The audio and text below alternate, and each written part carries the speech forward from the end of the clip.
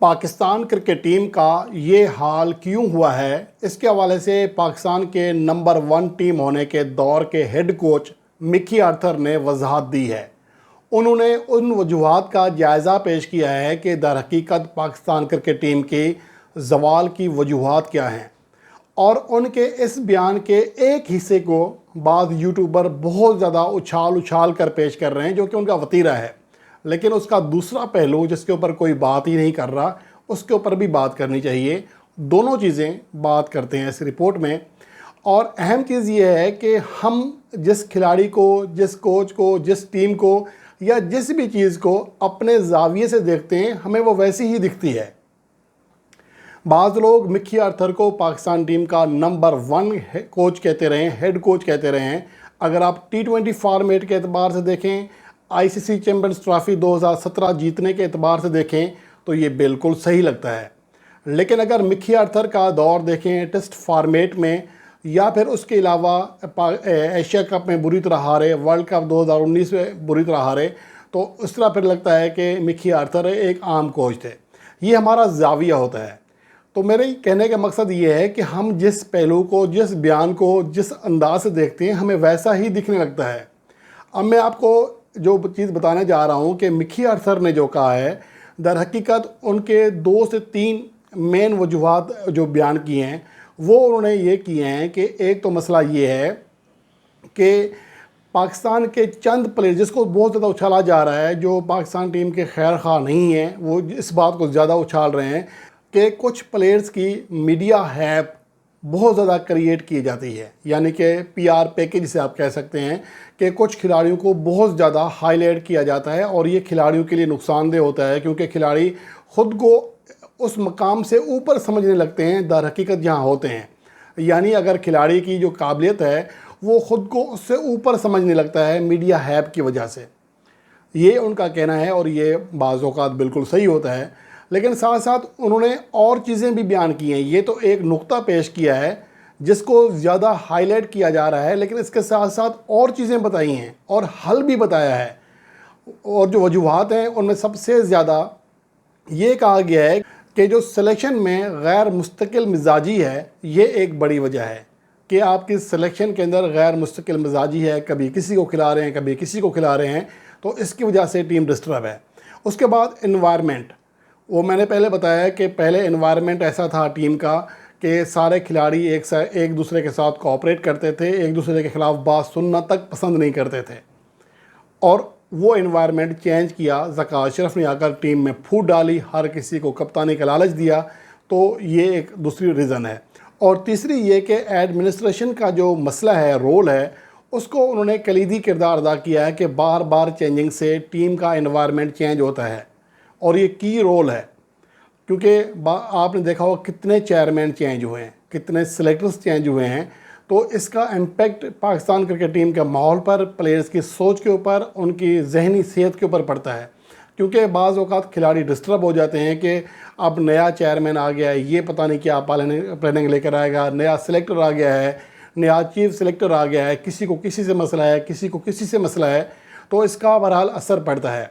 उसके अलावा जो तीसरी अहम बात की है, वो सबसे अहम है, वो आपको यूट्यूबर नहीं बताएंगे, क्योंकि उनको ना उसमें अपना ही चेहरा दिखाई देता है, जैसा चोर की दाढ़ी में तिनका।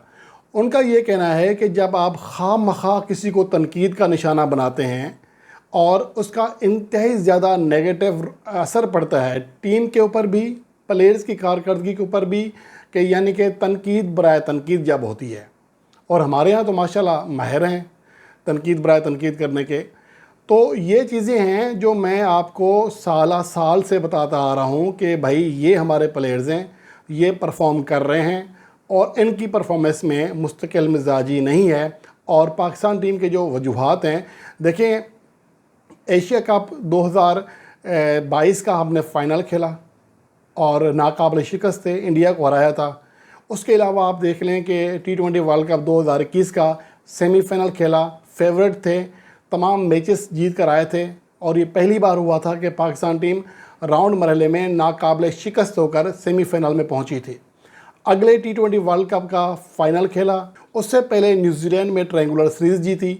तो पाकिस्तान टीम की कारकर्दगी अच्छी जा रही थी, लेकिन यहाँ पर फिर वही सोच शुरू हो गई कि नहीं यारी दोस्ती है, ये स्लो खेलता है, ये तेज़ नहीं खेलता, ये होता है, खिलाड़ी सेट नहीं हो पा रहे हैं। तो ये इस तरह के तजर्बात किए गए, बातें की गई, तो बहुत सारे प्लेयर्स का मोराल भी डाउन हुआ जब उनके आला अफसरान सोशल मीडिया की बातों में आकर उनके ऊपर प्रेशर डालने लगे। तो उसके बाद जो सिनारियो है वो आज आपके सामने है। सिर्फ 1 से 2 प्लेयर अगर परफॉर्म करना छोड़ दें, जो मैंने पहले कहा था कि जिनके ऊपर आप तनकीद करते हैं वही तो रन्स कर रहे हैं, तो टीम का जो हाल है वो आपके सामने हो चुका है। अब इसमें हमारी बदकिस्मती ये है कि बॉलिंग लाइन भी आइन उसी टाइम ठोस हो गई है जब हमारी बैटिंग लाइन जो है वो फ्लॉप है या आउट ऑफ फॉर्म है। पहले ये भी होता रहा है कि बाज़ औक़ात जैसा कि दौरा श्रीलंका था, उसमें बाबर आजम फेल हुए, रिजवान को सिर्फ 1 मैच मिला, वो 50 कर सके, उससे पहले सरफराज फेल हुए, लेकिन सऊद शकील ने और अब्दुल्ला शफीक ने शानदार बैटिंग की, डबल सेंचुरियाँ स्कोर की अलग अलग टेस्ट मैच में, और उसके अजाला कर दिया था पाकिस्तान के दीगर बैटर्स की नाकामी का। लेकिन उसमें नुमान अली ने और इब्रार अहमद ने शानदार बॉलिंग कारकर्दगी दिखाकर पाकिस्तान टीम की फतह की राह हमवार की थी। तो एक कम्बिनेशन था, एक तरफ से अगर खिलाड़ी परफॉर्म नहीं कर रहे तो दूसरा उनकी जगह आकर परफॉर्म कर रहा था। अब यहाँ बदकिस्मती ये हुई है कि एक साथ ना हमारी बॉलिंग लाइन काम कर रही है, ना हमारे फास्ट बॉलर्स विकेटें हासिल कर पा रहे हैं, ना हमारे स्पिनर्स विकेटें हासिल कर पा रहे हैं, और ना ही हमारे बैट्समैन रन्स कर पा रहे हैं। आप शान मसूद की सेंचुरी देखें तो ये कितने अरसे के बाद सेंचुरी सामने आई है। और अगर अब्दुल्ला शफीक की बात करें तो इस सेंचुरी से पहले आखिरी 22 इनिंग्स में उनकी सिर्फ 2 50+ इनिंग्स थी। बाबर आजम को देखें तो 2023 से वो एक भी 50+ इनिंग्स नहीं खेल सके हैं। इस टाइम अगर आपके 2 रेगुलर परफॉर्मर हैं तो वो मोहम्मद रिजवान और सलमान अली आगा हैं। तो ये चीज़ें होती हैं जब आप तनकीद करते हैं, यार वो भी इंसान है। अब फ़र्ज़ करें कि मेरे ऊपर हर रोज़ बुरे कमेंट्स आएँ तो मेरा दिल, यार मैं भी इंसान हूँ ना, फील तो करूँगा, मेरा मोराल डाउन होगा, यार मैं लोग ऐसा क्यों कह रहे हैं। तो इसका इम्पेक्ट पड़ता है, ये कोई माने या ना माने। यहाँ पर पता क्या है कि अब जिसको क्रिकेट का पता ही कुछ नहीं है वो भी यहाँ पर शुरू हो गया है। और बदकिस्मती ये है कि यहाँ पर जो बंदा जितना ज़्यादा गाली गलौज बक सकता है उसको उतनी ज़्यादा व्यूवरशिप मिलती है। लोग उसको तफरीह ले रहे होते हैं, लेकिन वो समझता है कि शायद मेरी बातों का इतना असर हो रहा है। लेकिन जैसे जैसे उसको ज़्यादा व्यूवरशिप मिलती है तो ज़ाहिर सी बात है फिर प्लेयर की निगाह से भी गुजरते हैं वो, तो उसका एक बहुत बुरा इम्पेक्ट पड़ता है। अब मैं आपको सामने मिसाल रख रहा हूँ कि फ़र्ज़ करें कि बाबर आजम का मसला था या शाहीन का था, अगर ये अगले दोनों टेस्ट मैचेस से ड्रॉप भी कर दिए जाएं तो मसला तब भी शायद हल ना हो, क्योंकि आपने देखा होगा कि शान मसूद के कैप्टन बनने के बाद क्या कोई सूरत-ए-हाल बदली है, पहले से बदतर हुई है। शाहीन अफरीदी को जब पाकिस्तान की T20 टीम का कैप्टन बनाया गया, सूरत-ए-हाल बदली नहीं बदली। 4 मैचों में पाकिस्तान को शिकस्त हुई, आखिरी मैच अल्लाह अल्लाह करके गिरते पड़ते मुश्किल से जीता। और शादाब खान को कैप्टन बनाया गया, अफ़गानिस्तान से पाकिस्तान टीम तारीख़ में पहली बार ना सिर्फ मैच बल्कि सीरीज़ भी हार गया।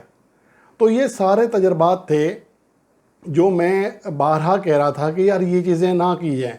अगर टीम के अंदर जो मसले हैं उनको सॉर्ट आउट किया जाए, क्योंकि उस टाइम सिर्फ पाकिस्तान का एक ही मसला था कि मिडल ऑर्डर परफॉर्म नहीं कर रहा था। मिडल ऑर्डर के परफॉर्म ना करने की वजह से हमारे जो ओपनर्स हैं वो ज़्यादा तेज़ी से नहीं खेल पाते थे। ज़ाहिर है कि डर तो होता है कि अगर हम ये विकेट गिर गई तो पीछे संभाल शायद हमारी बैटिंग लाइन की बहुत मुश्किल हो जाएगी, वो एक बार फिर कोलैप्स कर जाएगी।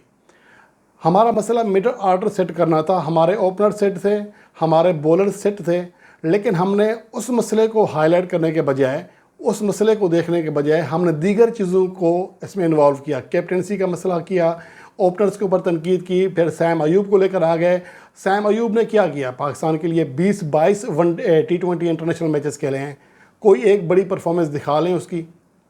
तो ये चीज़ें होती हैं जो आप समझते हैं या समझने की कोशिश नहीं करते, बस तनकीद बराए तनकीद होती है।